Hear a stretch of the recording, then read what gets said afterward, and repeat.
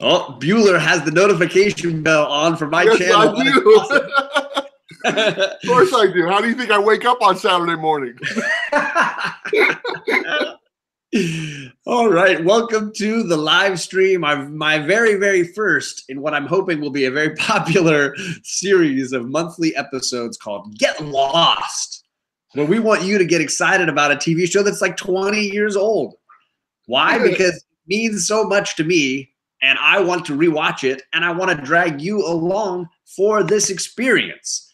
And what's going to happen is at the end of each month, I will let you know what episodes I've watched. And if you're watching along with me, you can tag along and then join in the discussion, whether you want to come in the chat, like I've got Comic Head 84 and Tim Meyer, and Vinny was in there earlier, or whether you want to go big, like my first guest for this series, Mr. Comics with Bueller himself. Hello, Bueller. Hey, John, I'm excited to be here, and we're going to talk about Lost. It's not comic books, so I'm very excited about that. But, this is one of my favorite shows, too, and I'm honored to be your first guest on your coverage of this, and I'm excited to get going, man. I will say part of what cued this was you talking to me offline about how you were starting a rewatch of the show. What was it, back in November or October?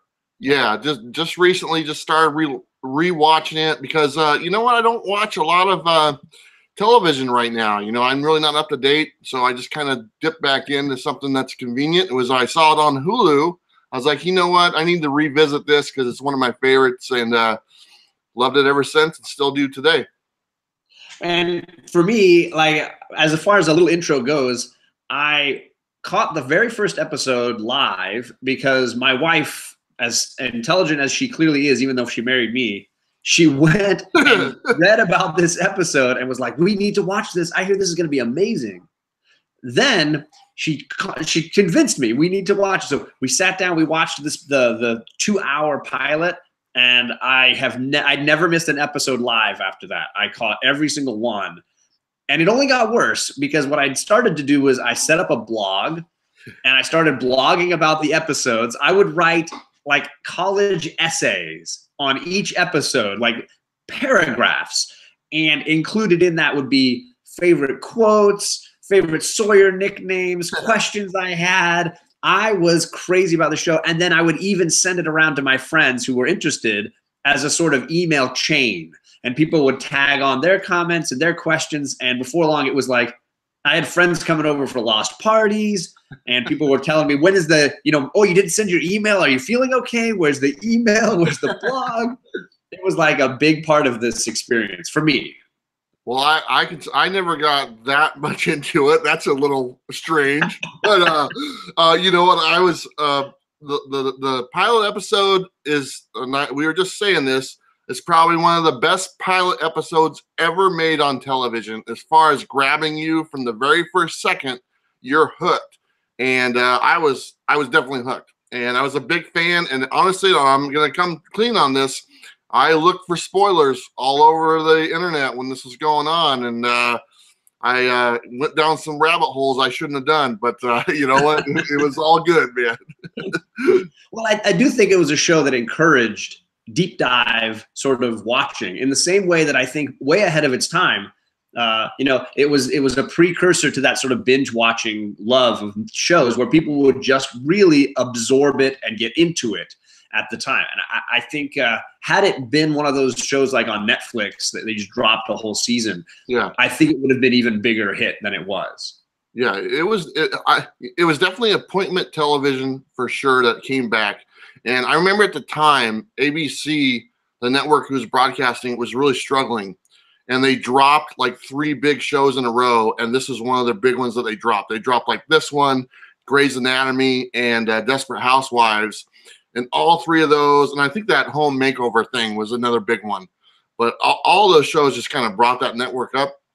But this one was by far my favorite. And I mean, I had to catch it every week. So, I mean, the thing I like about the show is after the first few seasons, they put an end date on it.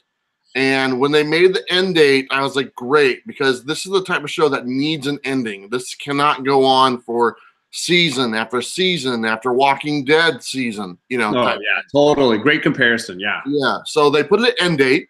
You knew it was coming. So the payoff obviously took 6 years, but it was worth the payoff, and one of the most iconic shows on television. And I can't think of another show previous to that that did set an end date so far in advance, that really made the commitment of, we know what we want to go with this story. There's a limited amount of time to this, and we want to sign off on ending it, which it was a shock and a revolution in my mind at the time. Yeah, there's only a handful of shows that have like done that, like in the heyday of the show. Not like we've kind of played it out and we're gonna end it out after a first season. The only other show I can think of that actually did that is like Breaking Bad. They put an end date to the show. They went to that date and that was it. That was the whole story that was told. Other seasons talked about, or other shows talked about doing it, but it was after like 9 or 10 seasons, and they ended it type thing. Yeah, and again, I feel like in a lot of ways that made the show way ahead of what's going on now. I mean, Game of Thrones, yeah, they've set an end date. And a lot of people in my friend circle, a lot of them talk about comparisons between those two shows. And I mentioned in my top 5 for Lost, I think that is wholly unfair to compare Lost to a Game of Thrones, a show where they do maybe 8 hours in a year. Yeah. And they have the same budget, but they shed it over 8 hours. And they've got, of course, the freedom of HBO for nudity, for language, for all the violence and things. It's really unfair to a show like Lost, where there were seasons of Lost that had almost 25 hours included. Yeah. A lot of story, and some stories weren't that great. I mean, nobody really cared. I fully agree with that. And this first season has its dregs completely. I was looking like there's like 3 episodes. I'm like, man, this is not good. These 3 episodes are not good. But every show has their ups and downs, but mainly this show had its ups.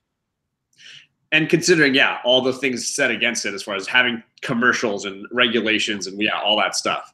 I didn't shout out, so Cassie's in the chat. The Comic Chief is in the chat, and I learned apparently the Comic Chief was stationed in Hawaii when they were filming, and he had a buddy that ended up on the show and became a mildly successful actor. Oh, that's cool. Wicked cool. I said Comic Books NYC, Wingnut, Big Will, C. Woodard, Meta Rog. I got issues, Perry's Comics. Let's see, Perry Comics. Check him out, sub him up. He's got a live stream, his first official live stream tomorrow. So let's talk about, I want to talk about real quickly, the goal of my show is to rewatch the series, of course, make you suffer along with me as a group, discuss the highlights and the lowlights, and then debate the show with hindsight. Because now that it's been done for a long time, in the moment when you're talking about the show, you can debate all the things of, do they know where they're going, or do we know what's going to happen? Is this going to lead to anything useful? But in hindsight, I think this show stands up and holds up well. But I'm curious, as for me, a lover of the show, rewatching it after such a gap in time, will it hold up? And I'm hoping that it does. And so far, I can say I've enjoyed that. So what is the show about? For people who have never watched, this is a show about an airplane crashing on an island in the South Pacific, a plane flying from Australia to LA, and the people that survive on the island slowly discovering the truth about one another and the truth of this very unusual place. The format of the show involves flashbacks, where each episode of the show, you have a main character and you see their life before they got to the island, and sort of how what they're doing now is a reflection or an alternative version of who they were before they got here. There's a huge cast of characters that they're always adding and subtracting to. And part of the joy, for me at least, of the show was getting to see smaller characters have an entire hour devoted to them over the course of, hundreds of episodes. Bueller, did you want to give an overview of this first season? I know you're a big fan of the first season, but like how would you describe what this first season's about? Well, the first season, I think, was basically your introduction to the major characters that are in the show for pretty much the entire 6 seasons. There's a couple characters that don't quite make it to the end that they do cover quite a bit of, and we're going to get into those a little bit. But for the most part, I think the first season, you get introduced to everybody. Everybody gets their time to shine. And then also, I think they kind of spent the first season kind of deciding what type of show it was going to be and what elements they're going to introduce, and they kind of danced around it a little bit. And obviously, in the later seasons, it became clear exactly what type of show it was. But it definitely piqued your interest because they're like, on one hand, you think it's this way, and then you see it going another direction. Like, oh, okay, this is a whole different type of reality that I didn't expect.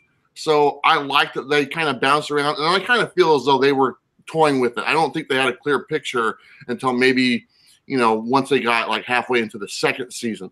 So it's exciting. It's like I said before, it's the first season's the best because I really connected with all the characters, and that's what a good television show does. It makes you care about the characters that are on the screen, and it did a great job with all those people. And honestly, the other characters that are introduced for the most part down the road, a lot of those guys don't last. The tailies did not fare so well. All the scientists and the freighter people. Does not go well for those guys. Except for maybe 3 or 4. The rest of them, that's too bad. And I agree that a lot of this first season is an introduction, and not only just of these characters and this setting, but for their audience. For me, it was a huge introduction to this format. I had never seen a show designed with such a rigorous structure, where that every hour they were going to zero in on one character. You're going to see what they're doing mainly on that island. Other little characters might come in and out, but you're going to focus in on somebody, and then you see this story of them off the island. These things will be related in some fashion, and they will build to some really powerful moments. And almost every commercial break, you have a gasp, shocking moment, and then, of course, the episode sets up at the end what will be next. Yep. And there's always a little bit of a payoff because you're learning some truths. But like all great truths, what I think the show does really well is each truth just leads to more questions. It's the nature of discovery, the nature of science or faith, which is a huge part of the show. But just leads to more questions. And the questions are almost better than the answers. The questions are fascinating.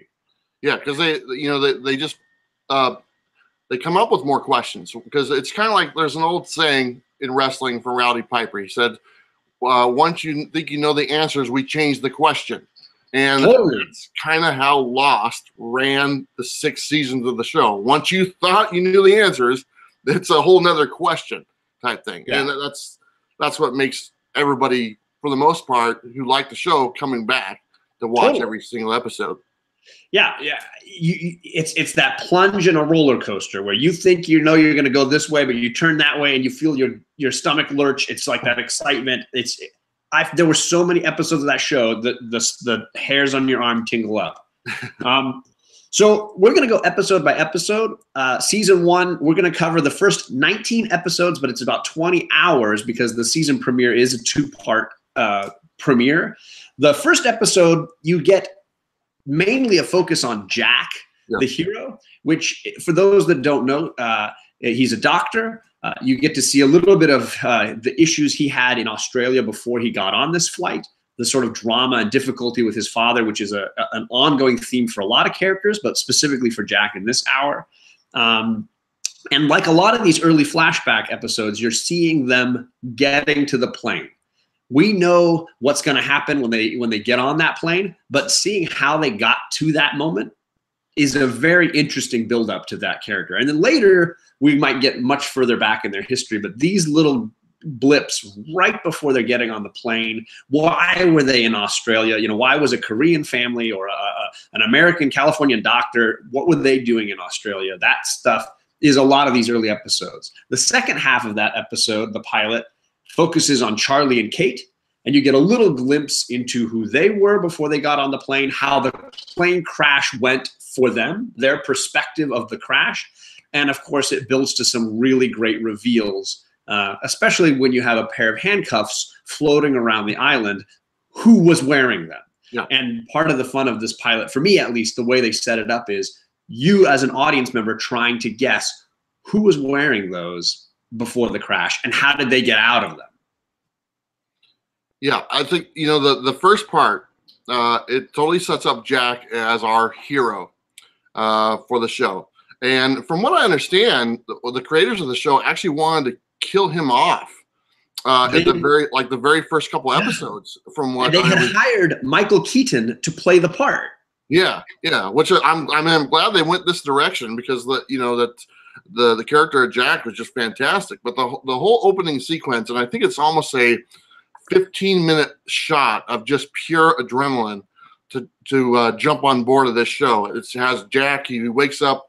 It's an iconic thing where he's in the forest or he's in the jungle, and it's the eyeball shot. And they use this shot all the time.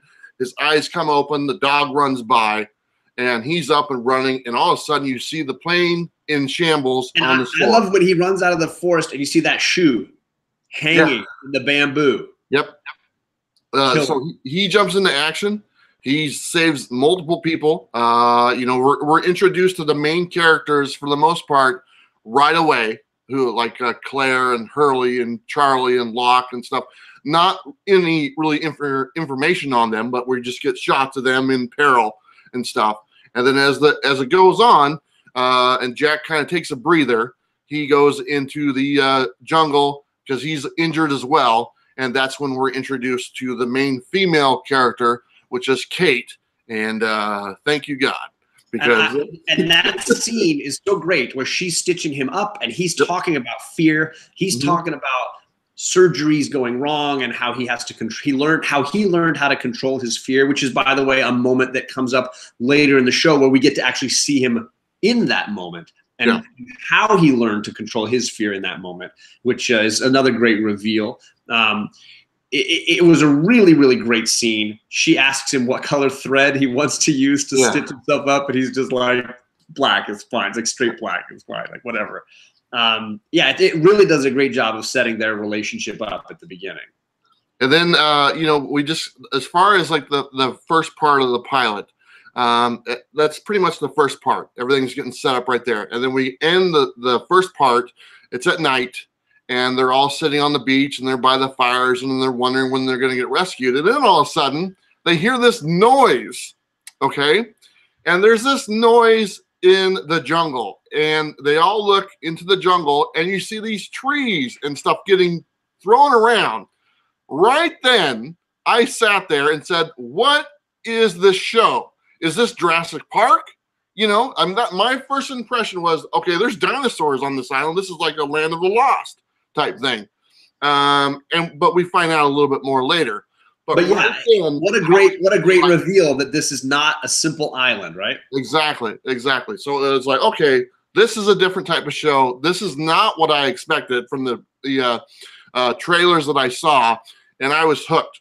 Right there, I got to come back for the next one. And I will say, at that point, my friends and I, who were starting to get really into the show, like when we would talk about that moment, again and again, I was telling them, like, this sounds mechanical to me. And I was totally wrong. I was 100% wrong. But at the time, I was thinking, like, there's other people on this island. There's got to be, like, buildings and machinery. This sounds like maybe a transportation. I was, like, so off on what actually was going on there. But the fun of discussing it was a huge part of what I loved about the show. RLM Comics is saying he didn't know about the Michael Keaton thing. The big reason why they didn't get Michael Keaton was because they changed their mind after getting him on board, and they said, no, we want to keep this character alive. And Michael Keaton was like, I don't want to be on a TV show forever. I'll sign on and do this pilot episode if you kill me.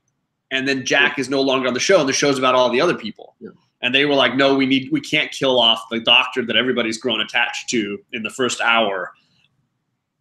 We'll have rioting on our hands. And they made a different choice, and they obviously went a different way. So I'm assuming that we're lumping the two parts of the pilot together, okay? Yeah. So basically what happens, John, Kate, and Charlie, we've already been introduced to, not John's Charlie, but the Charlie who was in the Lord of the Rings Charlie, another character who plays a rock star on the show. They decide to go off into the jungle to look for the cockpit and to find the transceiver. So they go off, and that's when they encounter the noise that they saw the night before. Yeah. And they don't see it. And they also encountered Greg Grunberg, the actor who show up in every one of J.J. Abrams' shows and movies. He does not fare well in any of the movies that he's in. But they find the cockpit, and they were, den at the time, they didn't know what it was, and we'll just call it the smoke monster. We all know now, you know. And by the way, this is full spoiler review. If you haven't watched the show, there's no reason to tune into this show. Exactly. You've never seen the show, yeah. unless you're hoping to get excited to watch the show. Yeah. So they find the cockpit. The pilot is still alive, and they're in what's left of the cockpit, and then the pilot is yanked from the plane. And I thought it was a Tyrannosaurus Rex. That did. Right? I went straight to Jurassic Park, thinking that's what it was. But it turned out to be something else. But anyway, if you want to jump on from there, because then so the pilot does not. Runs away. Kate runs away. She finds a place to hide from this thing, even though she doesn't know what it is, and she relives her own "how do you control your fear" moment. It's a beautiful like a dovetail to what they did earlier with Jack, and she's using what he does. And that moment where she does her counting down and it's raining on her, and then it just cuts to commercial. Your heart is like pounding. Yeah. And then at the same time, we see a little bit of what Charlie, the rock star, was doing in the cockpit, because he was there to collect his drug stash that he dropped in the bathroom, because he's going through a little bit of withdrawal and he wants to make sure he's keeping up with his dosage. Yeah. They do rescue the transceiver, the radio from the cockpit. Yeah. The pilot, they find him dead in a tree, which is an amazing shot where he's looking in the puddle and his body's sitting up there because they find his little airline wings in the puddle. It's great bit of photography. And then it all leads to now bringing in some of those other characters from the beach to help use this tool, because we have a really cantankerous 2 or 3 characters on the beach. As you would imagine, people stranded on an island together with no hope of rescue at this point, and running out of food and water and these kinds of things, there's going to be some hot tempers, especially when you have characters like Sawyer, who might possibly be my favorite character on the show. I'm a huge Sawyer fan. We don't know much about him at this point, except that he's an asshole, and that's pretty much it. He definitely seems to like pushing people's buttons, and we see him right off the bat brawling with an Iraqi gentleman named Saeed. Yep. And the 2 of them fighting, and we're not sure quite what it's about, except that, of course, food and water are in short supply. I think it had to do with the fact that Walt found the handcuffs, and that's what led to he had thought that he had unfortunately profiled him as a terrorist, and he's had very colorful names for him or whatnot. But I think that's what led to the fight, because they did find Walt had found the handcuffs. And Walt is the youngest, is the kid that's on the show, and Michael is his father. And we'll get into those characters a little bit later. But Walt is the one that found the handcuffs and brought those to his dad. That's what led to the fight of Saeed and Sawyer and stuff like that. But it was cool because we got introduced to them. And then from there, they have the transmitter, and Saeed, with his background in the military and stuff like that, he knows how to work with equipment like that. And he looks at the transmitter and he can't get it to work, but he said he needs to go on higher ground. So they form a team, and one of the themes of this show is, I'm going with you. No, you can't come with me. It's the same thing. It's the one thing about Lost. It's like, I'm going with you. No, you're not going. That's it. And an unlimited amount of tarps. I don't know where they got all the tarps, but everybody had tarps. Yeah. Everywhere. Somehow that plane was carrying a whole bunch of tarps to California. Yeah, apparently that's what was into the cargo. But anyway, they formed this team, and it consisted of Saeed, Kate, Sawyer, Boone, and Shannon, and Charlie, I believe, if I'm not mistaken. These are all major characters, and for the most part, these people make it for a while, except for one of them is going to leave this season. And we'll get to that later.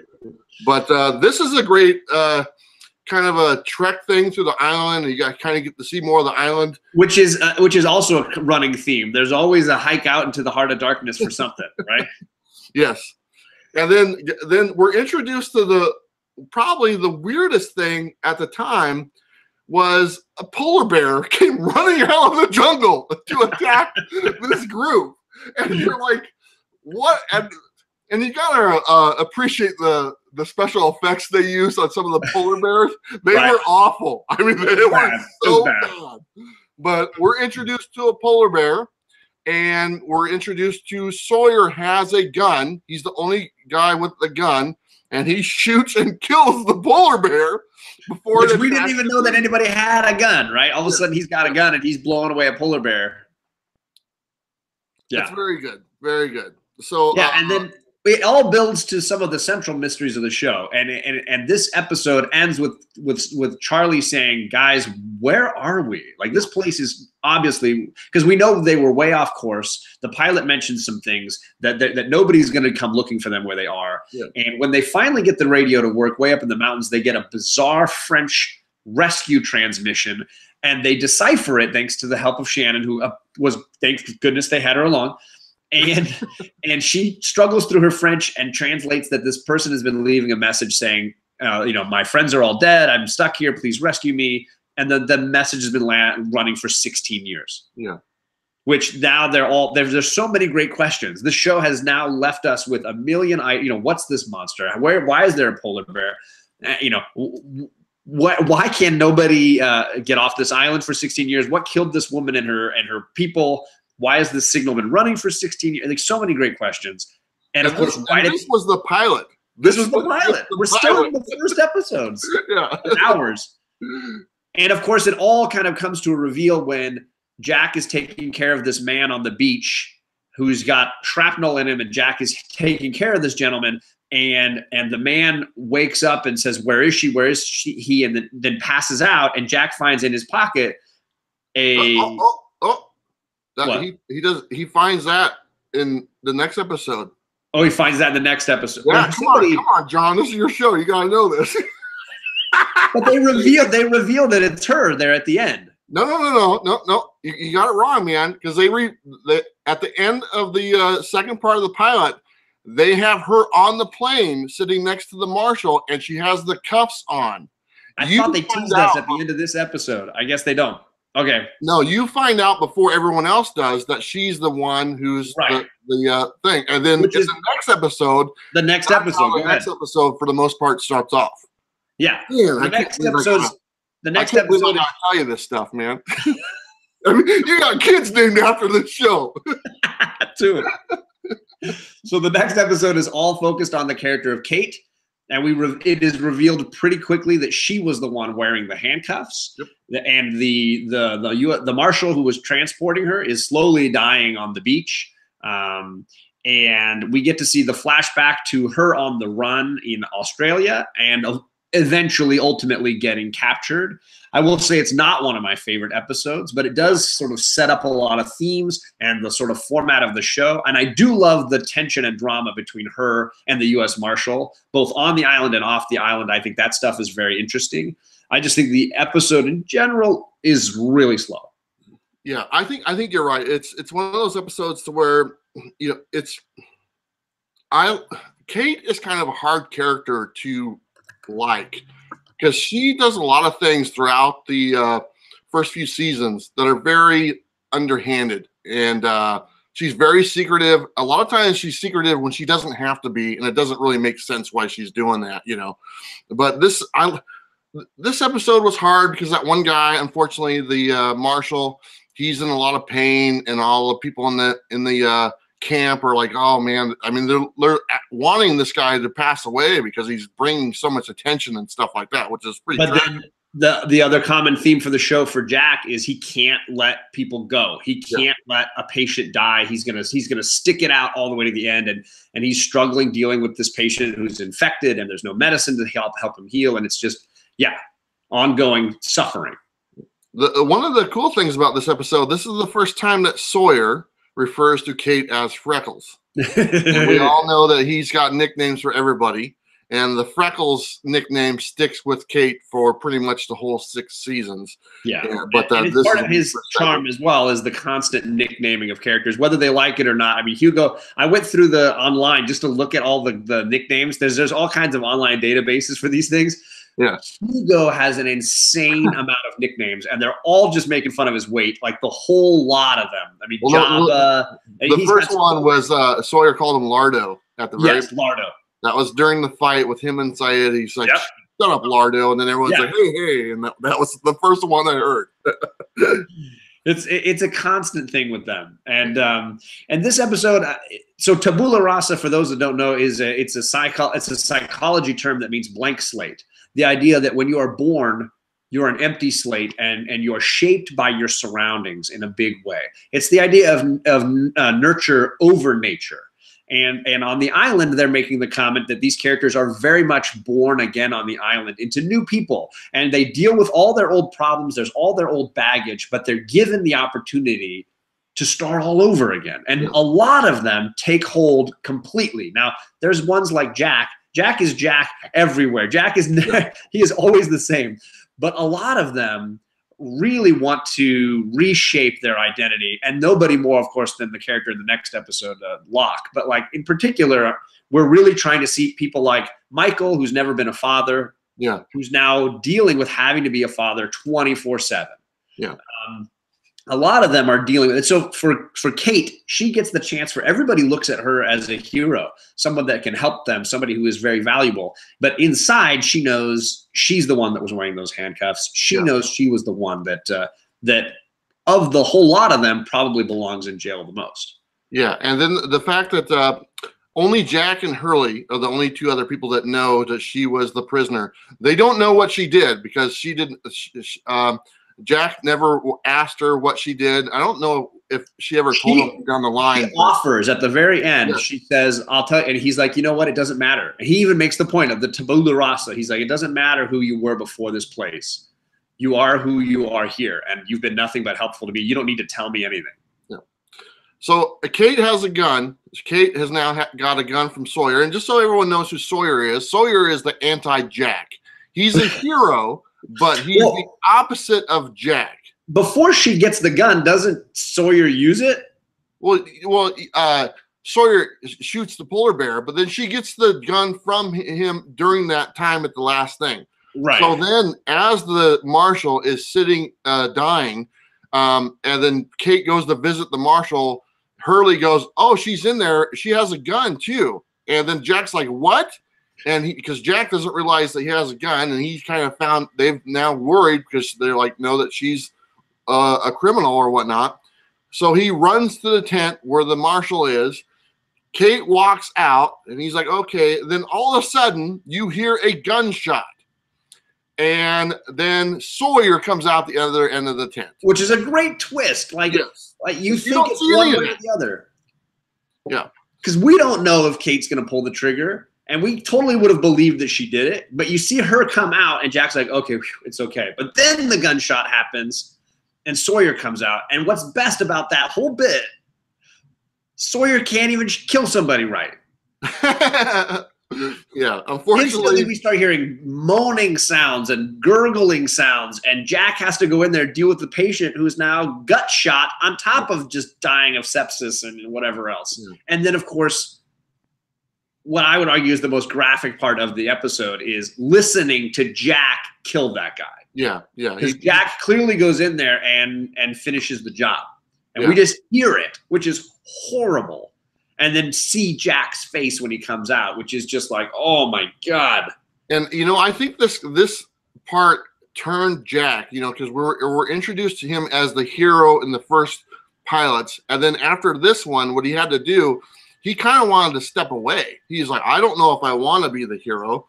And then he kind of takes that mantle up later on. We'll get to that. Yeah. But and then you already touch on this, how the episode ends. And it ends with them sitting on the beach. And I do think, like you're saying, it does set up Jack a lot, because his first real full flashback isn't the next episode, but it's the one after. And he is still dealing with the ramifications of this moment, I think. Absolutely. Now, the next episode was my #1 episode when I did my countdown of my 5 favorite episodes of the show. And it was the episode that cemented me. I instantly started making my blogs and my emails after watching this episode. This is when we first meet John Locke, who up to now has been a very odd, slightly creepy figure up to this point. We see him, some of my favorite moments in the pilot and the second episode have to deal with Kate not having shoes, and she's got to go find shoes, and she goes to a dead body, and she takes the shoes off, and she's putting them on, and it's this powerful moment she's having, and she looks over, and there's Locke, and he's been watching her the entire time. It's such an invasion of privacy. And then he smiles, and he's got an orange wedge in his mouth, like a kid would have when they're playing in the recess yard and they're eating orange slices at soccer or something. It magnifies the creepiness to a whole other level. And he has several of these moments, whether he's playing backgammon with little Walt on the beach, and he knows all the history of the game of backgammon. And we just don't. The beauty of the show is so many mysteries are set up, and he was one of the central ones for me in the first 3 hours. And getting him to then have the beginning of this episode is he's got a briefcase full of knives, and he wants to run into the jungle to start hunting the pigs that have started rooting around their wreckage. Yeah, this is one of the best episodes from season 1. Because John Locke is such a great character. I mean, you're even named after him. I don't know how your parents managed that. they foresaw this in the future, but it's a great episode. It introduces probably the second main character of the series, to be honest with you, which is John Locke. And he definitely has that creepy vibe in the beginning. And like you said, he was in Australia to do a walkabout, and I'll tell you how that turns out in a little bit. But, you know, he's got all these knives, and you introduced him, and he works at a box company as like a regional salesman. And he plays like role-playing desktop games outside. He's probably he would be part of this comic book community that we're all in. Absolutely. For sure. But so they go out for a hunt. I believe it's him and a couple other people, if I'm not mistaken. Kate and Michael. Kate and Michael. And see, I got one right, Bueller. There you go. You got this, man. You had a blog. But as they're hunting, we hear the noises again. And we see the jungle shaking and all that stuff. And everybody kind of gets separated. And Locke, it doesn't show it, but I believe Locke sees what we refer to as the smoke monster in this episode. He definitely does. And we don't want to skip over Kate is supposed to be trying to set up transceivers around the island while they're hunting for Saeed, because he wants to boost the signal to try to figure out where the French woman's radio tower is. So she's got jobs, so she's off doing that. Michael got injured, so she's taking care of him. Mm-hmm. Yeah. Then the creature comes out from the trees, and the camera is the creature, and Locke is looking at it, and his reaction to it is what an acting moment, because of course the actor has no clue what he's supposed to see. I'm sure, like you're saying, the producers had no clear vision as to what this thing was going to be really. Yeah. So he's just performing, and he nails this moment. Yeah, absolutely incredible. It was very good, and this is a big plot line that's in this, and the minor plot line that's going on in this episode is another character by the name of Rose. She is traumatized, and she was actually sitting next to Jack, our leading character in the series, on the plane. Rose has her husband, who is also on the plane. Rose is sitting at the beach, and she's by herself the whole episode, and people are starting to worry about her because she's not communicating with anybody. So our other main character, Jack, goes over and sits with her for pretty much the whole episode. Yeah. And like I said, this is a minor plot point or whatnot, but it's something really cool that comes of this. They talk about what they're going to do, and Jack kind of says, you know, we're going to burn the fuselage because of the boar that were coming in the camp, and that's why they're on the hunt, you know, to kill the boar stuff. But they were going to burn the fuselage because of the bodies that were in there. And Jack asked her if she would like to say something about her husband. She then says, "My husband is not dead." I love it. Which is a major thing that comes into play a little bit in this first season, but definitely in next season. That's the second plot line that's going on. And there's a little bit more of the tail end when they return from the hunt, and we'll get to that in a second. Yeah. But let's jump back to the hunt, like you were saying. So all that Kate sees from her vantage is that the monster in the jungle goes straight for Locke. And she's freaking out. She even drops the transceiver and breaks it. And she has to just try to get Michael back to the beach. They get back to the beach. Saeed freaks out because he's like, I've been working so hard and nobody's helping me do this. I'm the only one, and everybody's just breaking the things that I make. This is awful. She tells, Kate tells Jack, I think this thing in the jungle killed Locke. I think he's dead. And Locke had been trying to catch the pig, but everybody said, Locke, you can't do this. And he's like, don't tell me what I can't do. I can do this. Right? Oh, that's a big line, John. It's such a good line. Don't gloss that one over, man, because that's a major line. He says it a bunch all through this episode. This idea that people are always telling him what he's not able to do. And so Jack is, at that moment, Jack has a vision and he sees somebody in a suit. And he chases after this person in a suit, and Kate's chasing him going, what the heck is going on? Jack runs into a little grove of trees, and the bushes jiggle, and all of a sudden out of the bushes comes Locke, and he's dragging a dead boar, and he's got it tied with his belt, and he's covered in blood, and he's just sitting there panting with this look on his face that doesn't need to be said, but he is definitely saying with his eyes, don't tell me what I can't do. Yeah. And he's just proven what he can do. And of course, they light the fuselage that night. They cook they have food to finally eat that they've caught for themselves. Everybody is really enjoying it. And Kate still can't stop watching Locke with a wary eye. Yeah. And he's standing there and the fire is burning in the background. And we get the final bit of the flashback, which shows that when he was getting denied permission to go on the walkabout he had dreamed of his whole life, it was because he lived in a wheelchair the last few years. And they were telling him he couldn't go because he can't go on a walkabout in a wheelchair. And of course, this sets off this great and powerful moment where he is screaming at the tour guide, don't tell me what I can't do. This is my destiny. I have to do this thing. And it cuts to him on the island and looking in the flames. I love the shot of the wheelchair right in front of the flames. The burning wreckage is that wheelchair. And he's looking at it and he smiles. That little smile. That smirk, man, that he gets on there. And that's it. That episode ends right there. Boom. Done. And it's one of those moments where you didn't see it coming. No. You had no idea he was in a wheelchair. And the story behind how he got in the wheelchair, it comes up later in the seasons, but it's just tragic. Yeah. And who needs it? Because in that moment, the question was way more interesting than the answer, right?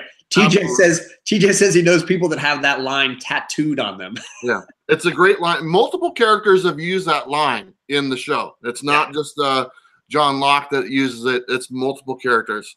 But great episode. I'm going a little slow. I'm sorry. It's been 45 minutes and we're only 3 hours in. We're going to try to go a little faster through the next few. The next episode is a Jack episode. Jack is on the edge, and it sets up the central, I think, struggle of the show, which is science and faith, and where these things intersect. And the central figures for each side are Locke and Jack, and both sides feeling very strongly that there's only one answer to everything, and the show sort of proving to both of them that it's a bit of both. You can't have one without the other. In this one, Jack is on the ragged edge, not sleeping, struggling with visions of his father, flashing back to standing up to his father and some of the issues with his father, I don't like this episode, so I don't want to spend too much time on it. But of course, it leads to the caves. Yeah. Where Jack finally discovers that maybe we should move off the beach because we know we're going to be stuck here for a while. We have fresh water because we're running low on water. Look, there is fresh water. And a big part of him finding the caves is finding Locke in the jungle, and Locke's telling him that you got to just believe we're here for a reason. This episode, it's called White Rabbit. And there's a major plot in this episode that plays off down the future. It's a huge thing. So Jack is in Australia because he went there to go find his father, and his father unfortunately dies in Australia. Jack is flying his father back on the plane. Jack is seeing visions of his father in the jungle. That's what takes him out in the jungle. That's what this episode is about. Jack finally finds the casket that his father would be in, and he opens the casket and the body is not there. That is a huge plot point because that comes into play on season 5 to where apparently you can possess dead bodies that come to the island type thing. So I don't know if they were going to write that in 5 seasons later, but that was planted right there. And I do love the way this show plants stuff. You can't get, I know that they get a lot of crap for things that didn't necessarily play out the way people thought, or that seemed like they were making it up. But for every one of those, I feel like there's at least 10 where they clearly thought it through. Yeah, I would agree. And like, he finds the caves, and there's fresh water at the caves, there's shelter, there's all this good stuff that's there. And he knows that the people on the beach are struggling for water and things. So he decides to return to the camp. He gets to the camp, and of course, there's some shenanigans going on. People are fighting and whatnot.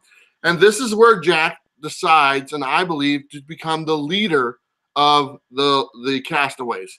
And he drops the line, live together, die alone. And that's kind of what sets him up. Everybody looks to Jack now on as the leader and what to do, except for Sawyer, for the most part, and Locke, except for Sawyer and Locke. But it's not one of my favorite episodes, and we don't need to spend too much time. But there was a couple of those plot points I wanted to make sure we got covered. And we can move on to the next one if you want. No, I totally agree. Those are vital moments. Jack he goes from the low point of killing the marshal, in my opinion, into this sort of funk of not eating, not drinking, not taking care of himself, this sort of vision quest. And then I think, yeah, you're right. The discovery of the caves, for me, I think is the moment where he realizes, like, I can't keep chasing after ghosts. Like, we got to figure out how to survive here. And I'm going to be the one that has to, like, take some of that burden on myself. And it's important for his character's trajectory. Absolutely. The next episode might be one of my least favorites. And I'm sorry that, like, I think one of my frustrations with the show ongoing is that I do feel like that most of the characters of color, most of the characters who aren't white, get a real short shrift. And I don't think it's intentional. I just think for whatever reason, Michael, Walt, Jin, and Sun get the shaft on the show and as a result, have some of the most weak plot points, some of the most weak stories and episodes. This is the first one of those. The House of the Rising Sun is a story about Sun and Jin, the Korean couple who are on this trip together who seemingly don't speak English. And we're going to focus in this particular episode is on Sun, the woman, and she had a very rich father growing up and married a man that she felt very passionately was her soulmate. And we get to see through this episode that it kind of came off the rails for her. Yeah. And what she did to try to fix that. Yeah, this episode is not one of my favorites. Also, Jack is spending the majority of this episode trying to convince people to move to the caves, which doesn't seem to go well. It doesn't seem like hardly anybody goes to the cave. No. And I think they dropped that plot line pretty quickly as soon as they could. Well, I think there's a logical element to people not wanting to go to the caves. I think most of them were still holding out that if they were on the beach, they could get rescued. And I think that's complete a believable denial of plausibility that the people would feel that way. But yeah, they spent way too much time on that. Yeah, they definitely did. They did find the so-called Adam and Eve at the caves and the white and the black rocks, which play into this many seasons later. Yeah. But the big reveal on this one, and we can sum it all up, is that the Korean couple, the wife, she speaks English, and she was at the time at the airport gonna ditch and leave her husband. She then has a second thought and does not leave. There was actually a car waiting for her to leave, and she changes her mind and stays with her husband. Her husband does not know that she's now learned English. That's really the only major thing about this episode. Yeah. And they're clearly setting up the function of her being able to speak English, the function of her being able to understand, and her decision-making in not revealing this to everybody around her, including some vital moments when she's keeping a secret and not able to help where she can because she would rather keep her husband's pride. Because there's a lot of that sort of, my husband is the breadwinner, I have to do what he says, even though she clearly in most ways, intellectually or whatever, outclasses him in a lot of areas. They definitely bring in like I guess the Korean culture into this type thing, and kind of how the culture might be in Korea, and like you see that a lot, you know, when, like you said, to represent people of color in a different way type thing. You see that in this episode, and it kind of takes you out because it's not something I'm used to seeing type thing, and just like the tradition of the old ways, and you know, my father was a fisherman, so I'm not good enough type thing, and you know, we don't really. I think it's also impressive all the places they're able to create on Hawaii and the islands. They're able to make us think we're in South Korea. Later, they're going to make us think we're in Iraq or that we're in England. They really do a great job. And there's a couple of moments when you're like, okay, that doesn't look like California. That definitely looks like Hawaii. But like, they really work hard to dress the sets to make it fit all places in the world, which is hard. Yeah, this is probably not one of my favorite episodes. And honestly, the next one is not one of my favorites as well. Yeah, and the next one is all focused on the rock star Charlie.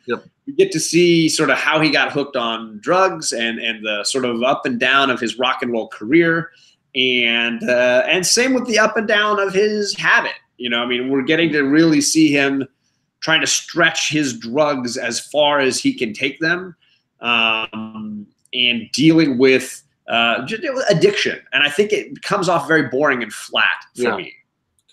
Yeah, this one is pretty weak. It's they're at the caves. There's a cave in when Jack and Charlie is upset at Jack because he doesn't feel as though he's needed or something like that, and he's going through his detox as well. So there's a cave in, so Jack gets trapped, and you know, it's not a good episode. It was just one of those episodes. As far as what happened, I mean, they went to go set up the triangulate the transceiver, and the major thing is Syed gets the signal and he gets knocked out, and we don't know who did it. And that's really the only thing that comes of this, besides the fact that Jack is okay at the end, and Syed is knocked out, and the radio is busted now. Well, and there's a lot of conversations between Charlie and Locke, right? Isn't this Charlie? Charlie knows he's running out of drugs, and Locke says, "You should just give them to me." And if you do, you know, that's a leap of faith, and it gets rewarded. And Charlie's like, I really just wish I had my guitar. And Locke's like, well, Locke already saw the guitar. The beauty of it is Locke knows right where the guitar is. He just knows Charlie is so focused on his drugs he can't see straight. And there's a moment when Charlie gives his drugs to Locke, and Locke says, that look up, man. Like, your guitar is right there. And Charlie has a breakdown because he's like, it's what I always wanted, but now I know I've got to live this out. This life on the island, drug-free. I've got to figure out a way through this, which, again, it's powerful. It's just for a full hour, it's a lot to handle. Thankfully, the next 2 episodes are some of my all-time favorites as well. You get your first Sawyer episode. Love my Sawyer. Sawyer is an amazing character, and then it's followed by the Saeed episode that I feel like they kind of have to go together. They definitely do this. So we have Confidence Man is the next one, and Solitary is the one, and they kind of go together, like you said. Confidence Man, probably number 1 or number 2 episode for me for the first season, because Sawyer is just awesome. His backstory is fantastic. And he gets tortured by an Iraqi, you know, like he says. It's brutal. You know, but go ahead. You get to see his life in the flashback. You get to see Sawyer off the island and his early con work, how a con works, what he does as a confidence man, how he lives that life. And then on the island, we have Shannon, Boone's sister, dealing with asthma, having a lot of issues, and Jack trying to figure out how to treat her. And Boone becomes convinced that the medicine she needs is in Sawyer's stockpile, right? Sawyer has been stockpiling anything he can get his hands on, just piling up a hoard. And so they're convinced that he's got it and that they need to get it. And of course, Sawyer, when he sees them all come to his stash to try to dig through his stuff, he's like, I'm not going to tell you where it is. He's playing a con game with them, just messing with them. So Jack, in his panic or stress, goes to Saeed and says, you used to do some work in the army, right, in Iraq? Could you help me with this situation? And in the next episode, we're going to learn the details of what Saeed did in the Iraqi army and the Republican Guard, and the interrogation skills that he has. But for the means of this episode, all we really get is They capture Sawyer, they tie him to a tree, and they start shoving bamboo shoots up his fingernails to get him to tell them where are her medications. Yeah, it's brutal. I mean, the backstory for Sawyer is fantastic. It's one of the better backstories of the characters because everything that kind of went down, and obviously how it's tied into John Locke is I didn't see that one coming, but I like that. This one also has the fact that since Sawyer is just messing with him, he does not have the medication. This is the kiss of Kate and Sawyer, the first of many plus more to come down the line. But all he wants is a kiss. And so she caves and kisses him, and he's like, I don't have it. And that's all it was about. Yeah. He got tortured. He got all this stuff. So it was a fun episode. And also there was the part that was really touching because you have this really kind of backhandedness going on. And then there was another story with Charlie and Claire. And Claire, she's pregnant and she's craving peanut butter. And Charlie's like, I'll get you peanut butter. And they have this moment on the beach and he's like, I found it. She's all excited. And it's just an empty jar. And he just imagines that it's peanut butter. And it's just this nice moment that's totally a 180 from what we're watching. Yeah. A guy get tortured, and they fit very well. Same with you also getting Sun realizing that I speak English, I can fix this asthma problem. And she goes out and gets eucalyptus to create a sort of natural solution to the asthma, which was basically like there was a solution all along. Torture wasn't needed. None of these means none of these ends justified the means. And I love that Sawyer is willing to go through torture just to kiss her and prove a point. I mean, it's a phenomenal twist. And of course, it sets up the next episode because it forces Saeed to question the fact that he wanted to give up this life of being a soldier and being a man of weapons and war. And he just completely backtracked and fell backwards into a life that he thought he had gotten away from. And he goes on a walk about himself and decides, I'm just going to leave and explore the island a little bit and find my headspace, which is then the whole next episode. A big portion of it is Saeed discovering a cable on the beach leading from the ocean inland. He follows the cable, gets caught, gets strung up, and then gets captured by the French woman, Danielle Rousseau, who tortures him, tortures him because she believes he is part of what she calls the others, that there are other people on the island who caused her to have problems with her original science team, and that she believes they stole her child, Alex, from her. And so she tortures Saeed because she believes he's one of them. In his flashbacks, you're seeing him as an interrogator, and the relationship between him and one of the women that he had to interrogate.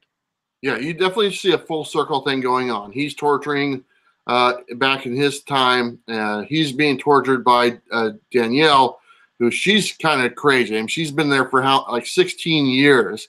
She's the woman that we heard on the transmitter in the first pilot episode. She's the one who left that message and stuff like that. And she's officially our first person that we meet who is not one of the members, on the island at least, who is not one of the members of our plane. Yeah. And on the other end, Hurley steps up and says, you know what? We need to build a golf course. And because the show so far has been pretty dark and pretty gloomy, and everyone's pretty ragged, and Hurley takes it upon himself to build a golf course. So all the other people are just hanging around playing golf on the other side of the island, which is, it's pretty funny, you know. It's perfectly Hurley too. Like, it fits with his personality. He wants to find a way to help. And he knows that people are dealing with all kinds of stress, you know, and what better than a game to relieve a little stress. Yeah, absolutely. And of course, so now this episode ends with Saeed being able to escape, taking a few of her maps and papers, Danielle's maps and papers, with him. And she doesn't kill him because he confesses to her about a photograph that he carries around of the woman Nadia who he was torturing in Iraq. And the note has writing on it in Arabic in back, or Farsi or something. And he translates the message for her as being a relationship that he had that was unfulfilled. And it means something to Danielle the same way. So she will not, she comes around to the idea that maybe he's telling the truth about a plane crash. Maybe there are more than just the others on this island. And so she lets him go. Yeah. And he takes his papers and he's going to take them back and use them to hopefully solve some of the mysteries of this island. So just so you know, that Syed does have a rifle. And he thinks it's loaded, and he pulls the trigger on Danielle. So he was ready to kill this woman, and it was not loaded, or she fixed it so that it wouldn't. And pulled the firing pin. I thought that was very interesting. And doesn't that play? I want to say that plays out in a later episode, but I can't remember it. Like in years down the line, that there's another. There's no firing pin in this weapon as well. Yeah. Well, later down, Jack does kind of the same thing with John Locke. Yes. Okay, now I'm sorry to say that this next episode is one of my all-time least favorites. Raised by Another with Claire. Okay, I'll just say it. Claire's a little annoying. Oh my God. Sure, this episode is pretty much Claire screaming. Yes. The whole time. He took my baby. He tried to hurt my baby. And it's bad because she's got that Australian accent. She starts sounding like Meryl Streep. The dingo ate my baby. It's like all bad. Yeah. The good news is we're getting finally our first glimpse of the others. Mm-hmm. We're getting our first glimpse of why other people on this island might be there and what it is they might actually want, and the excitement of them and the menace that they might present. Yeah. I want to skip through a lot of her backstory. She visits a psychic who tells her she has to raise the baby for herself. And then the psychic changes his mind and says, go to LA. There's somebody there. And we get the feeling that maybe he wants her to get on the plane because he knew it was going to crash. But we don't know. They don't really tell us much about it. But that's the whole flashback. I really don't want to spend any more time on that. Instead, on the island, we have Hurley creating a census. He wants to know who was with us on the plane crash, and is there maybe some people that we don't want around us, like the fact that there's a criminal that was in chains and all these other things. This is the episode we are introduced because of the census. We are introduced to the first other, which is Ethan, and this the episode pretty much ends with the fact that Charlie and Claire are going through the jungle. And Claire was having some pains and maybe some pre-labor type thing. And Ethan shows up, okay, which we just kind of got introduced earlier in the episode. Oh, hey, I'm Ethan type thing. So now we come to realize that Ethan was not on the plane. He is a plant from the actual others. And this is the one where this isn't where does that go in the next one? Well, this episode, is strongly connected to the next episode. This episode ends with him standing there looking at them, and we're like, what in the world? This guy wasn't on the plane. That's right. This guy's just been pretending this whole time. And the next episode begins with everybody running around trying to find Claire and Charlie, and they find little things that they dropped, and they start realizing this guy Ethan has taken them. Yep. And the next episode is a Jack episode. All the best cowboys have daddy issues, and you see Jack and the huge issues he's had with his father. His father's drinking, the father making him lie for him in his job. And it pushes Jack to a place where he just doesn't want to give up. And he's going to chase and hunt down Ethan. Inversely, you have Locke, who's like, let's go back to the caves. Let's get our knives. We can track this guy. We don't need to just run half-ass into the jungle and blow this. So he goes back, he gets some knives. Jack just runs wild with Kate. Before long, Boone and Locke show up, and they're like, well, we've been tracking you. You've been running in circles for the last 20 minutes. You could have just waited and saved some energy. We caught up to you. And they go hunting off to catch Ethan, who has Claire and Charlie. Yeah. Jack finds Ethan. And Ethan just beats the hell out of Jack. I mean, pretty much that's what it is. He just beats the hell out of him. And then as we go along in this episode, they find Charlie. Jack and Kate find Charlie, and he's hanging in a tree. And it's hard to watch. It's brutal. Earlier in the scene, in the episode, Jack was going up a hill and he fell, and Ethan was at the bottom of the hill, and Ethan said, "Stop hunting me or I'm going to kill one of them." But of course, Jack doesn't give up, and he keeps going. And this time, Charlie pays the price for that. And Charlie is strung from a tree. They cut him down, and there's this powerful moment where Jack is pounding on him, trying to wake him up, and can't do it. And we go to commercial. We come back, and Jack goes back at it again. He's pounding on him, and he does bring Charlie back. Yeah. Saves Charlie's life. But he's come to the realization that the price is too high to keep chasing after Ethan. Ethan is not somebody that you can catch up to, and that they've got to take Charlie back. And Jack got pretty beat up as well, and they give up. Yeah. Now, on the other hand, we have Boone and Locke, who are also out in the jungle that are hunting. I think Locke was kind of went on his own thing, you know. But there's a scene that's very important because Locke goes to throw a flashlight, I believe it is, to Boone, yep. And Boone drops it, and you hear a tink like a metal thing. And in this episode, at the very end, we are introduced to what is known as the hatch, which is it's just like a thing in the ground in the jungle. And we'll get into that later. Which is connected to this idea of a big power cable running off into the ocean from the island, that there's clearly more to all of this than we understand. But yes, this sets up the majority of the rest of this season and the majority of the second season as well. This thud, this metallic thud, yep. Is huge to what's going on in the future. And of course, I think what you're also talking about is this Boone-Locke relationship. This is when it starts to solidify as well. Now, one thing they don't do, and I noticed this, they don't reference the hatch again for quite a few episodes. They don't. No, we don't see it until when we get. It's basically a little bit here, none in the next episode, and then it's a little bit in the next episode after that. But I love the next episode. It's called whatever the case may be, and firstly, it's a Kate Sawyer, like, for the most part. I hated this one. Freaking love this episode. This one was one of my worst ones. No way.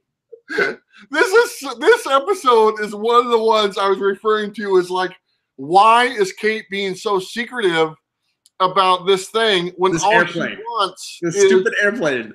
Yeah, it's like, just, you know, and she basically destroys two relationships. Yeah. With Jack. She lies to him, and she lies to Sawyer. But the thing I do like about this episode is it's focused on, in the beginning, Kate and Sawyer. Yeah. And you see them kind of clicking. Even though Sawyer's whole swimming in the pool and the waterfall and pulling the briefcase out. Yep. And for me, the back and forth of trying to get the briefcase from each other, it cracks me up. I think it's a right. Like, she pulls a fast one on him. He pulls a fast one on her. She headbutts him, and he tries to. It's nonsense, man. You don't know. I love this stuff. It's like they took this episode and they took like a 2-minute plot line and said, okay, how can we tear this between two different characters? And also, it's a Kate backstory. Yes. And then you get to learn about Kate and, like, all this horrible things that she has done. Okay, yeah. She is not an innocent. No. You know, she has, like, she shoots 3 people. She shoots 3 people, but now doesn't kill them, but shoots 3 people. Just she's conveniently doesn't kill them, I guess, you know. She's only maiming. Yeah, but I mean, it's like she's got many lives, but and then, God, I struggle with this one, man. I even put on my notes, dumb episode toy plane. It's just the whole thing about this case. And so the case is the Marshall's case. Yeah. In the case that she wants, and she wants to get it. And it's her personal effects. Yeah. The only way to get into this case is they have to go dig up the Marshall that died, because which is an amazing sequence. Yeah. He's got the key in his wallet. Okay. But she tricks Jack and palms the key, and he catches it. I love that he catches her with it. But that's the thing. She didn't need to do that. This was literally for a toy airplane.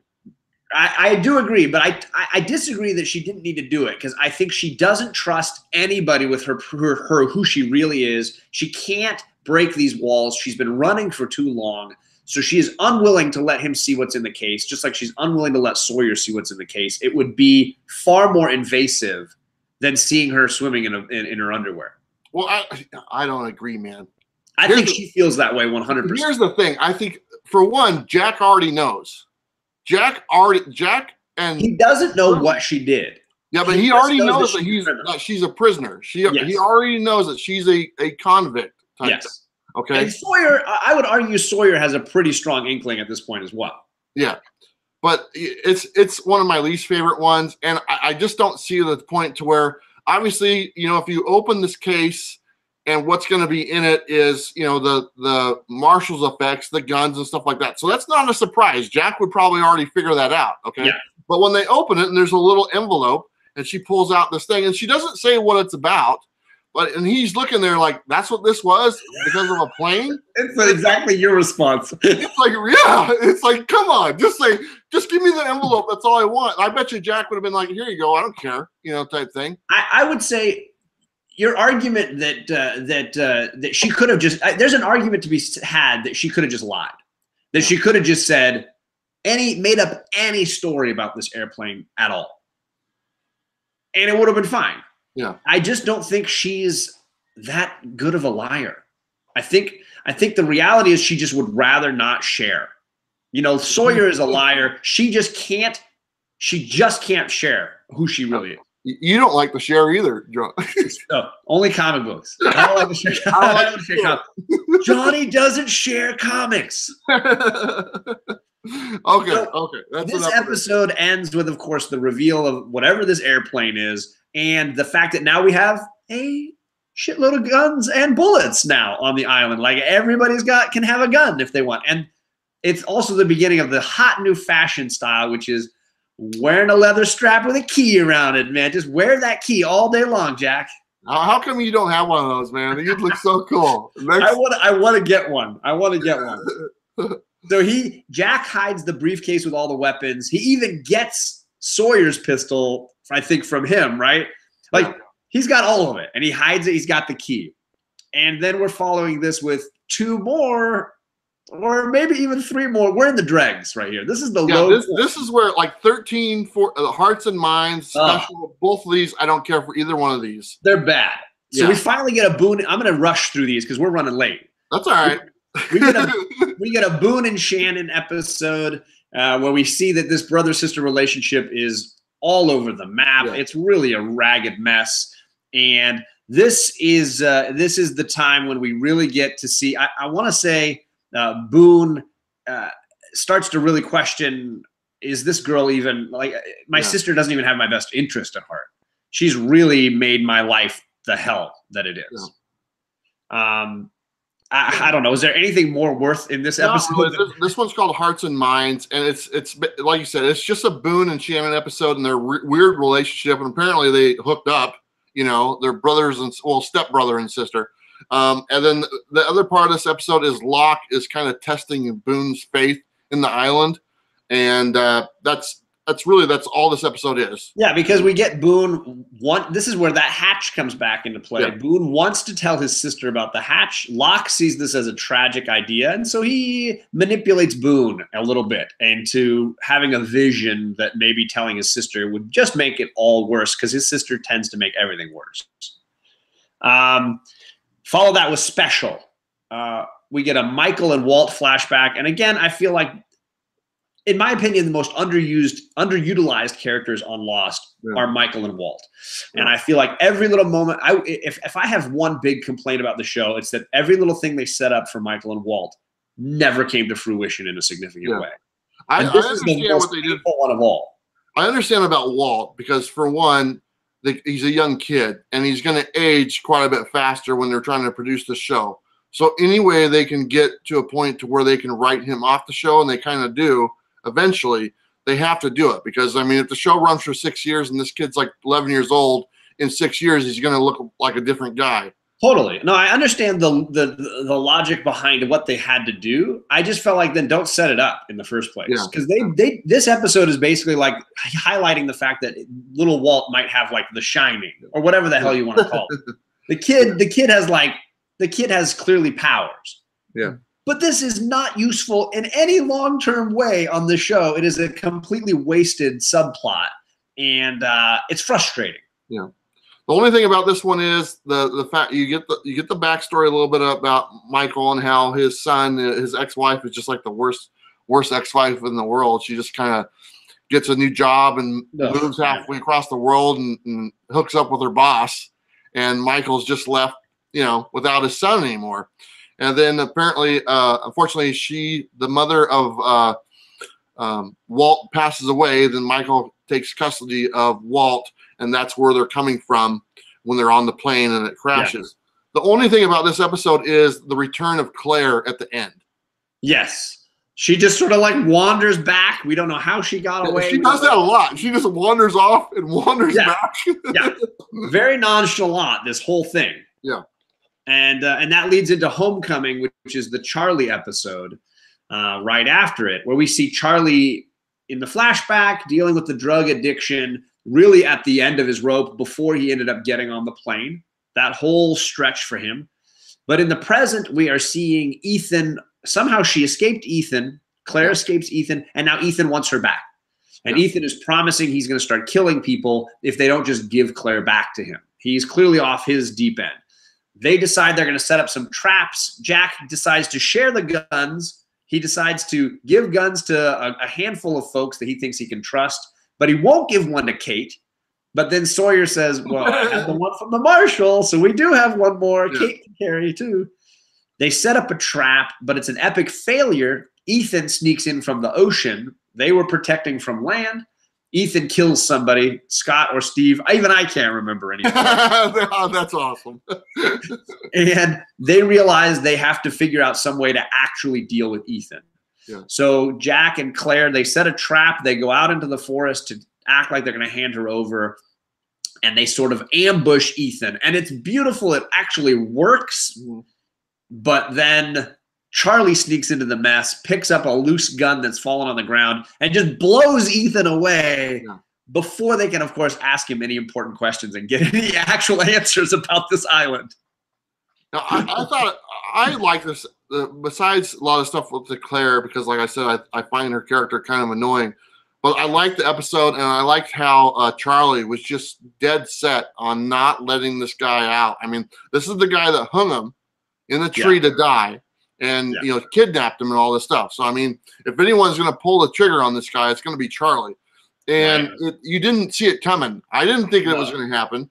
And then all of a sudden, he unloads a clip on this guy, and he's dead. And so much for Ethan, man. He did not stick around very long. And I don't know if you know, that's Tom Cruise's cousin. Yeah, he needs to be at a better gig where he doesn't die after the first couple episodes. But it's I like this one. I like the setup. I like the fact that at the end, Charlie's sitting there and Jack comes up to him and he's like, "Why did you do it, Charlie?" And Charlie's like, "These guys are animals. Do you really think he's going to tell us anything that we need to know?" And that just kind of I will say what those people are. To his point, when we meet Henry Gale in season 2. He's right. Yeah. Like, if they get one of these guys, they're not going to tell you what you want to know. They're going to play mind games with you the whole way. Yep, he's right on target. And I do love the cat and mouse, right? How do we protect ourselves against unknown assailants and people who know this island better than us? That whole cat and mouse stuff is great. But the darn Charlie rock and roll flashback stuff, I could really do without all of it. Yeah. Yeah, some of his backstory is not very entertaining at all. So those of you that are struggling through this with us for an hour and a half, we've only got a few episodes left. This is fun, man. I'm enjoying myself. And they're generally great. Yeah. I think this next 5 hours, I only have one episode I don't really care for, and of course it's one of the Koreans, but we'll deal with that in a second. Instead, we've got another Sawyer episode, and this one might be one of my favorites of the season. Basically, you have Sawyer being attacked, pestered, and bothered constantly by a rogue pig on the island who he believes firmly is out to traumatize him. And he's taken it on himself to have a vendetta to kill this pig. Yeah. It's so freaking good. This is the one where it sets up I actually enjoyed the backstory on this episode more so than the actual story itself on the current island, because this actually sets up a Sawyer as he's a child, and his mother and his father. And his father unfortunately comes in and murders his mother, and then commits suicide while Sawyer, James, is hiding under the bed. Okay. And then the backstory of this one is Sawyer is hunting down the man who caused the tension. He's a con man in his parents' life that caused his parents to commit suicide and kill one another. This one is good because Sawyer is the one who is set up in this episode. Totally. And I didn't see that coming until the end. You're talking about the off-island twist. Yes. Sawyer gets word that the person who did this to him when he was a kid, that he's been hunting for his whole life, is in Australia. And he goes down there, and besides bumping into Jack's dad at a bar, he actually pulls the trigger and kills this guy in cold blood, only to find out that it was a long con, and that this so-called buddy of his set him up to kill somebody for him. We also get the nice truth or dare type moment. I'm so glad you mentioned this. And Sawyer and excuse me, and you really start to see their connection. And really, as far as like the first few seasons, there's more of a connection between between Sawyer and Kate than there is of Kate and Jack. Yeah. If you watch and pay attention type thing, a lot more happens between them two than Kate and Jack. But I love the stuff that they kind of went through, and as far as like, have you ever killed a man? Oh, man. And that's kind of what set up what you just said about what Sawyer did. But they both, you have to drink if you have. I think that's it. The idea is, you say, I've never. Yeah. And if you have done it, then you take a drink. And it's a great way to introduce information about these characters without having them spill their guts. They can play very coy with information that they can then, bleed out later on if they want. But that game between the two of them is phenomenal. And of course, when it finally gets to the moment where he can kill the pig, Sawyer has to realize and come to terms with the fact that it's just a freaking pig. Yeah. And that the demons are inside of me. They're not out in the real world. But it's a really powerful episode. For me, I just absolutely loved it. Yeah. And also in this one, you had mentioned that Sawyer meets Jack's dad at the bar while they're on the island.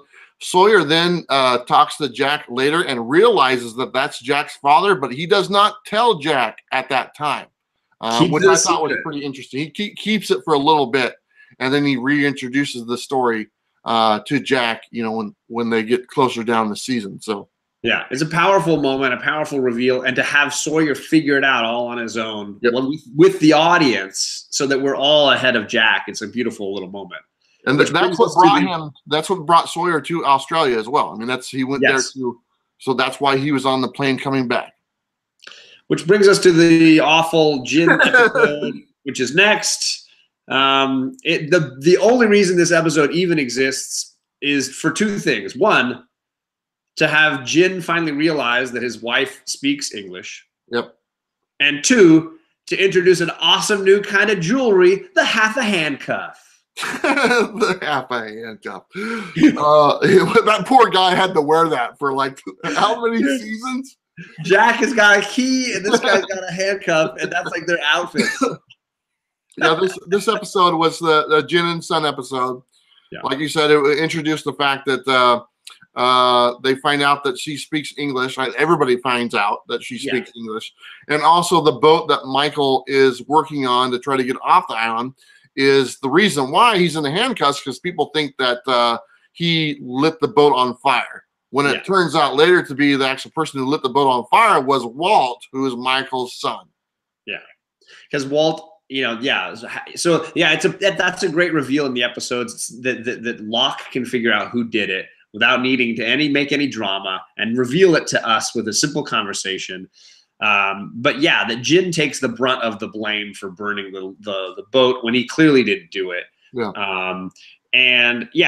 For me, the backstory of seeing how he was kind of like a hitman, but not really a hitman, all that stuff where it's like, the things she hated about her husband, we get to see that he was, like you're saying, culturally, he felt like he had to do them to earn the father's honor and to be a good husband. I can respect all that stuff. It's just, you kind of get it without needing an entire hour to like give it to you. Yeah. So for me, it's a slog. Yeah. But number 18, the next one, Numbers. That's a fun episode. If I can earn that one with all the setup of who is Hurley, and then to finally pay it off with the numbers of Hurley's backstory as a lottery winner is amazing. Yeah, this one. This is called Numbers. This is basically Hurley's backstory. He finally gets it. 18 episodes in, we're finally getting to Hurley. I think we've already doubled up on some of the other characters. Oh yeah, at least. So we learned that Hurley is working at a fast food joint, and he wins the lottery. And unfortunately, after he wins the lottery, things go to hell, and people die, and a meteor hits like in the business, and his house burns down, and just horrible. He gets arrested inexplicably by the police for doing nothing, and he believes it's all connected to the numbers that he used to win the lottery, and that he got them apparently while he was in an insane asylum from one of the other crazy patients who seems to just spend all day rattling 4, 8, 15, 16, 23, 42 over and over again. So Hurley becomes obsessed with, where did this guy get the numbers? And traveling to Australia, of course, in the end, where they all end up going to discover the person who gave the numbers to our insane inmate. And only to find that man is dead. And his wife says, well, my husband learned those numbers from when he was listening to the radios in the South Pacific for the war, and that he heard those numbers repeating on the radio, and can give no other information about where this was or anything else. Yeah. Fun episode. I enjoyed it. It was kind of a breather from some of the intense ones we've had. Everything with Hurley is just it's fun, it's enjoyable, and even the drama of getting Daniel Rousseau back in. Hurley becomes convinced because he sees the numbers on her maps. I've got to go find this woman. She'll give me the answers. He's going to chase through all these booby traps, flying spikes and explosions and stuff, just to get information from Rousseau. Yeah, it's fun episode. But let's go on to number 19. But I want to say at the end, we do get the fact that she tells him that was the original recording from her radio tower, and she changed the transmission to her message, and that's what she did when she set up her message 16 years ago. Yeah. Then at the very end, we get a zoom in on the hatch. I forgot. There on the side of the hatch that Locke and Boone are unearthing are Hurley's numbers right there on the side. Yes, we are still talking about Lost. Several people asking, are we still going? Hey, that's the whole point of this. This is the first one, so you can kind of in the future know, okay, maybe not 20 episodes, maybe just 10 episodes. Or maybe not spend as much time on each one, but you're right. We got 2 left. Yep. We have a Locke episode called Deus Ex Machina, and then a Jack episode called Do No Harm, and they are really linked in a big way. Both characters, Locke and Jack, being faith-tested as far as what they believe and what this island is all about. For Locke, we get to see a little bit of his relationship with his father and what potentially put him in a wheelchair in the first place, which was donating a kidney to a father who was definitely long conning him. Yeah, it really made you feel for Locke. I mean, watching this backstory, and he has his life before the island. I'm sorry, it's devastating. In multiple backstories about Locke that they've done, none of them have been good. Okay, I mean, I'm talking about they've been good stories, but none of them have been very flattering for his character type thing. Yeah, he's very weak. He lived a very different life off the island. He is the classic example of tabula rasa, a guy who's come to this island and it's his destiny, and he's going to live it to the fullest. And in this episode, that destiny gets tested. His ability to use his legs starts wavering. Mm-hmm. He starts to lose sensation in his legs, and machines that he thinks will break the hatch open keep failing, and he starts having unusual visions about what's going on the island. He sees airplanes flying. He sees Boone covered in blood. Boone is repeating some weird phrase that when he tells it to Boone later, Boone says, "I used to say that. How did you know that I used to say that?" All these sort of unusual visions lead to the discovery of an old airplane and a dead priest in the jungle. From Nigeria. Yes, a Nigerian drug smuggling priest. Yeah, so they find the plane, which is great because this is a very big plot point that plays off for seasons to come. Oh yeah. Locke's legs are pretty much at the time he can't move. So unfortunately, Boone takes it upon him to scale the side of the mountain and go into the plane to see if the radio works. And this is great. This is one of those moments that was just like, what just happened? I have to rewatch. And yes. I think I just heard something. Yes. And I'll let you reveal it since this is the well. So Boone gets in the plane. He finds that there's all these little Mary, Jesus and Mary statues, and inside are heroin. So this was a drug smuggling plane. He tries to turn the radio on. The plane starts shifting. Locke says, "Get out!" But he says on the radio, "This is the passengers of Flight 815." And if you listen, you can hear the other end of the microphone somebody say, "No, we're the survivors of Flight 815." I love it. It's phenomenal, and it sets up stuff that's like a year away. Yeah, so amazing. It was one of those moments. I literally watched it multiple times. I'm like, did they just say that? Is that what they said? I think that's what they said. I had to go back and ask people if they heard the same thing I heard. Oh, I totally heard that. Yeah, it was a beautiful moment. And you're like, wait, what? At first I thought it was his own voice coming back to him, like a replay. I couldn't figure it out. And I did have to watch it again and again. Of course, the plane falls and Boone gets crushed. Yeah. And Locke carries him back to the caves so that the doctor can save him. But now his legs are working. He has his life back in a sense because he feels like his destiny has been revealed as to what he's supposed to do, which is he's destined to get into this hatch. And he drops Boone off and then does not explain except to say that he fell and then runs off. And you have this amazing moment where Locke is seen pounding on the hatch, screaming, "It was supposed to be my destiny. What is wrong? Why are you doing this to me?" And then a light turns on in the hatch. And that moment still gives me chills to watch it. Great moments in that episode. Holy cow. You know, really opening the window to some other stuff. Like you get the reveal of the plane and the voice comes back on the radio. We're the survivors of 815. Yeah. And then you get the hatch and you get the light coming up, from the hatch. It's like, whoa, there's somebody in there type thing. Yeah. So really good reviews or reveals. And that leads us to number 20, which is Do No Harm. Real quickly, no part of your scene says, "I can never start watching Lost because of all the shit talking that fans did about the ending." You're missing out, buddy. Don't let naysayers tell you. You've got two trusted resources, Bueller and I, telling you, give it a shot. That's right. And me and John were just talking before we took the air about the ending, and we both have the same theory about the ending. So if you ever want to know, we know what actually happened. And we might have Bueller back here when we end this whole thing. Start where we finish, all the way back again when we get there. In like 10 months or however long it takes me to get there.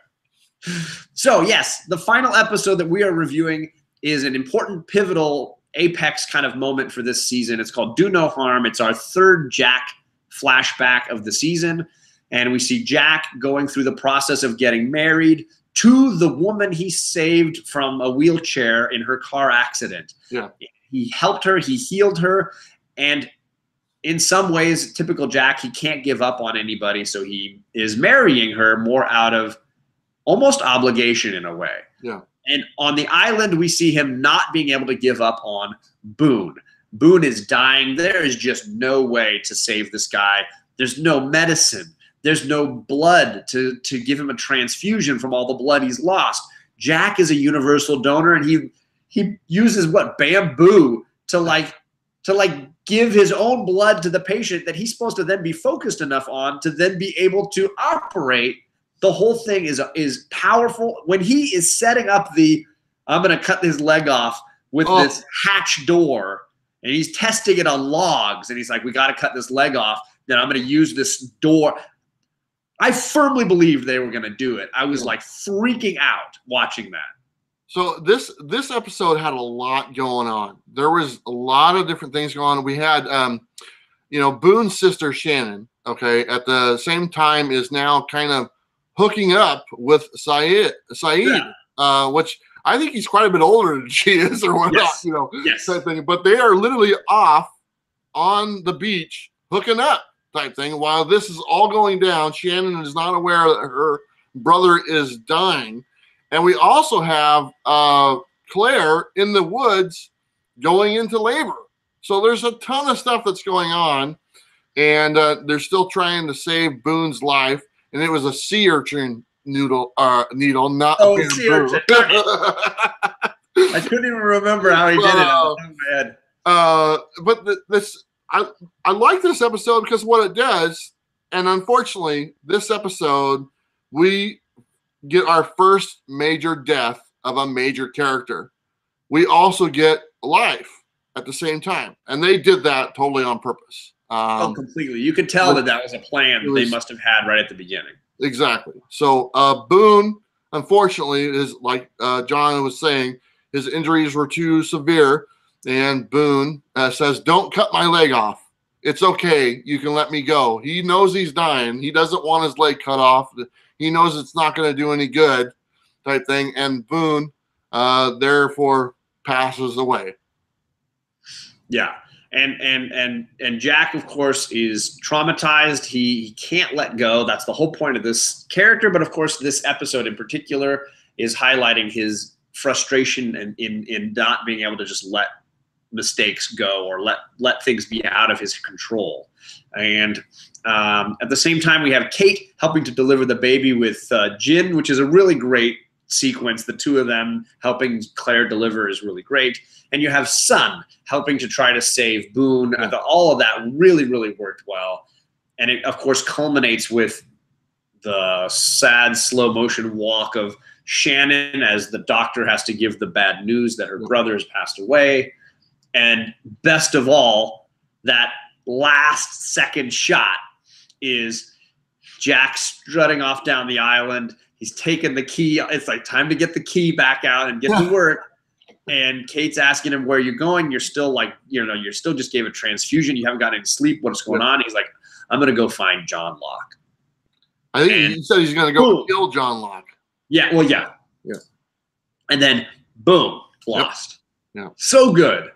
Yeah, it was a good episode. It was one of the better episodes. Like I said, you get your major first death of the season, and I think there was rumblings that he was wanting to leave the show, and type thing earlier when that was going on. So they obviously found a way to get him off the show, and I just love the fact that Claire gave birth, and we got that payoff finally as well, and it definitely fit together, and and then. At the ending, like you're saying, here's a new baby, okay, and everyone's happy, okay, and all the people that are around are kind of embracing the new baby and they're happy, even though Boone just died. And then you see Shannon and Sayid walk in, and she's like, she doesn't know what happened. She has no clue. And then you see they break the news, and the whole scene changes. She's devastated and stuff like that. Yeah. And then that's when it jumps to Jack saying he's going to go kill John Locke. Yeah. And then boom, that's it. Like you said. So good. I'm sorry that we took a lot longer than I was hoping to try to keep it to an hour. Clearly, I need to watch fewer episodes each time. This is why I didn't want to do a full season each time. I knew that it would take up a lot more time. This is my first season. So the goal is at the end of each month, or I should say at the start of each month, to look back at whatever episodes I was able to get through in that time, and to have anybody who wants to come on and talk about them, like Bueller was so gracious to do, for that time. I like that YouTube channels don't necessarily just have to be comics or video games or whatever people want them to be. This was definitely a show I wanted to rewatch, and I wanted to take the time to share it with anybody, like some of these folks in the chat that clearly are really enjoying them, even though some people are saying, I got a bunch of spoilers. I guess I can skip and start season 1 of Gilmore Girls instead. Hey, there's still, 5 episodes left on season 1, just so people know? Season 1 has a 3-hour finale, so yeah, there's a lot left in this season. My goal for the next episode at the end of February, beginning of March, is to do the end of season 1's episodes and the first chunk of season 2. Yeah. Basically all those great early Hatch. So if you would like to come on and chat with me like Bueller did about those episodes, definitely hit me up on Instagram. I've talked to a bunch of people that are telling me where they want to fit in with this and that. I know Ryan is gonna jump in here at some point when he's really feeling it. But for me, there's a lot of questions the show asks. I have the answers, I think, to most of the ones I really care about, but there are definitely questions I still have and I love to debate. So if you have those questions, definitely feel free to bring them, because obviously together, his first comment was, what do you think it all means? What does that ending mean to you? And we both had a little chat about, because these questions aren't easy to answer. Yeah. Yeah, this is the type of show, and now that we've talked about these 20 episodes, it's rewatchable multiple times.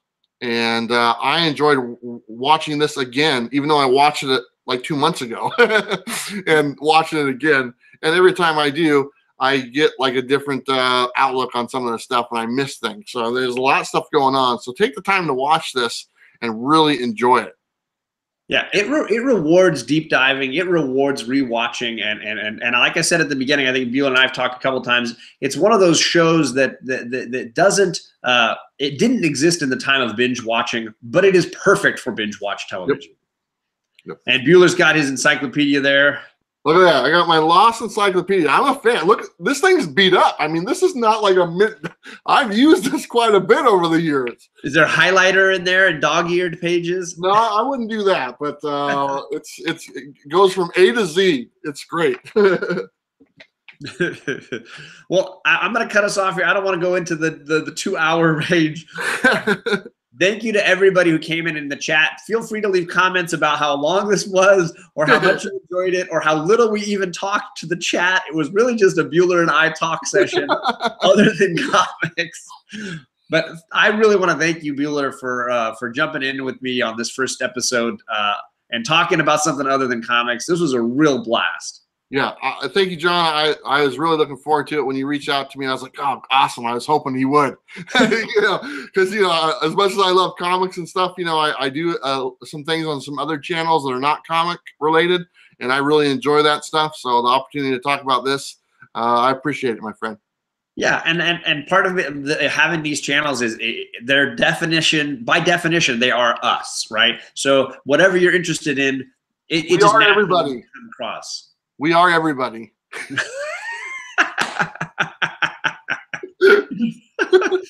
So anyways, thanks everybody for coming and chatting with us. And I hope if you haven't started watching Lost, maybe this sparks a fire under you. You get that Hulu account up and running and start catching up, because we are going to be talking season 2 in about a couple of weeks here. So I hope that you come and join me next time. Thanks, everybody. Thanks, Bueller. Bye, everybody.